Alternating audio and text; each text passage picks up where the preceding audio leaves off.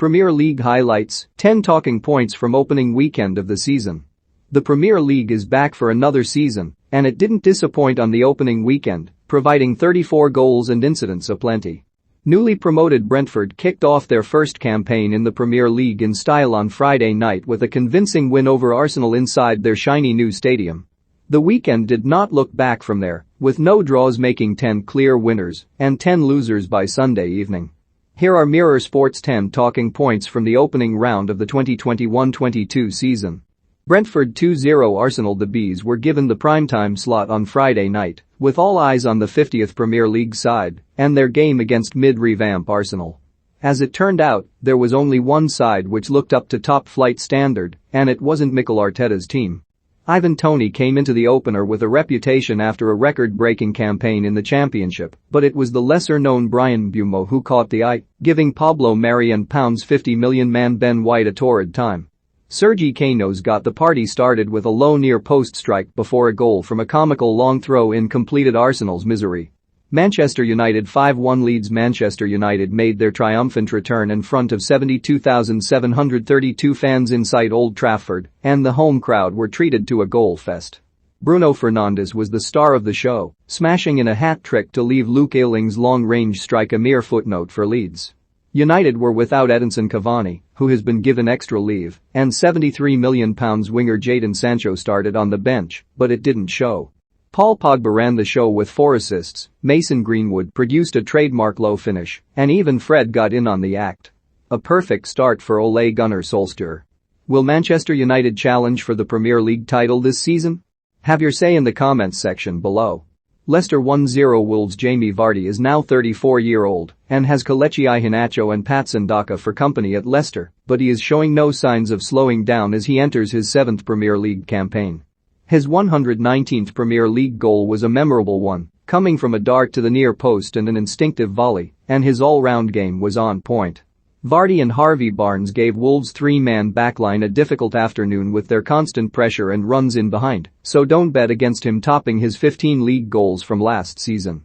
Chelsea 3-0 Crystal Palace. All the focus at Chelsea has been on their bulging squad and the £97.5 million arrival of Romelu Lukaku, but the past week has shown evidence that their academy is still working nicely. With Thiago Silva, Andreas Christensen, Antonio Rudiger, Kurt Zouma and Cesar Azpilicueta on the books, and rumors of interest in Sevilla star Jules Kounde, not many would have predicted a breakthrough for Trevoh Chalobah. But the 22-year-old's work in pre-season caught the eye of Thomas Tuchel, and he has been rewarded by starts in the Super Cup win over Villarreal and against Crystal Palace. The younger brother of Nathaniel Chalobah has grabbed the opportunities with both hands, turning in 2 impressive performances which he capped with a fine low drive against Palace. Watford 3-2 Aston Villa. Not many pundits were tipping Xisco's Watford for big things this season, but they will certainly be taking notice now. Villa appear to have reinvested their Jack Grealish money well, yet they were blown away by the newly promoted Hornets on Saturday. Chief among their tormentors was Emmanuel Dennis, who combined brilliantly with Ismaila Sarr to blast Watford into a 3-0 lead before a late wobble threatened to throw their hard work away. "I think we will do wonders together," Dennis told Watford TV post-match of his partnership with Sarr. "They'll have their card marked after this display."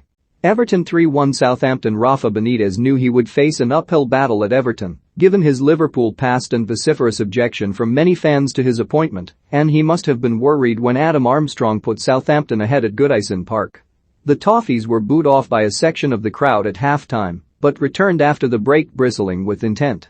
New signing Andros Townsend set up Richarlison to equalize before Abdoulaye Doucouré smashed in a second and Dominic Calvert-Lewin got a customary diving header to round things off. Benitez is still an ex-Liverpool manager and will be in the eyes of many for some time yet, but he has taken the first steps on the path to winning his club's supporters round. Burnley 1-2 Brighton. Brighton's 2020-21 season was defined by the creation of plenty of chances, but the conversion of few chances.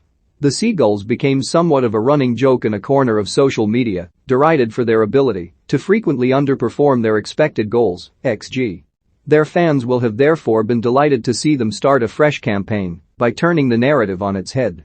The final score at Turf Moor read Burnley 1-2 Brighton, but, even better, the XG read Burnley 1.79 1.60 Brighton. Norwich 0-3 Liverpool Virgil van Dijk made his long-awaited return from injury at Carrow Road on Saturday evening as Liverpool kicked off their campaign with a comfortable win. With no Andy Robertson and a midfield of James Milner, Alex Oxlade-Chamberlain and Naby Keita uninspired, it fell on Mohamed Salah to make the difference. A fortuitous touch off his boot allowed Diogo Jota to open the scoring before he crossed for Roberto Firmino to make it 2-0. The Egyptian wrapped up the scoring with a powerful left-footed strike into the top corner as the Canaries were blown away in the second half. Newcastle 2-4 West Ham. Once Callum Wilson had got his customary goal against West Ham out of the way, this one was all about his opposite number. Michail Antonio, with N09 on his back, was fantastic at St James Park and capped a fine performance with a deserved goal. "I have played all the over the pitch," Antonio explained when changing from N030 last month. "Even at right back, but I think I can be confident that I'm a centre forward now, so taking the N09 now made sense, and I can't wait to wear it." The new number could prove a lucky omen for the 31-year-old, who may have unburdened Said Benrahma, who scored from Antonio's header wearing N022. Tottenham 1-0 Manchester City. There was to be no dream debut for Jack Grealish at the Tottenham Hotspur Stadium, where the absence of Harry Kane was the elephant in the room. Son Heung-min didn't miss his partner in crime, cutting inside to curl into the bottom corner, but Spurs opposition did. Kane has been trying for months to push through a transfer to Man City, and while Daniel Levy remains determined to keep hold of him, Pep Guardiola's need for a world-class centre-forward was obvious on Sunday. Ferran Torres led the line on the day, but missed the kind of chance in the 6-yard box Kane would gobble up. Can City get their man with 15 days left to go in the transfer window?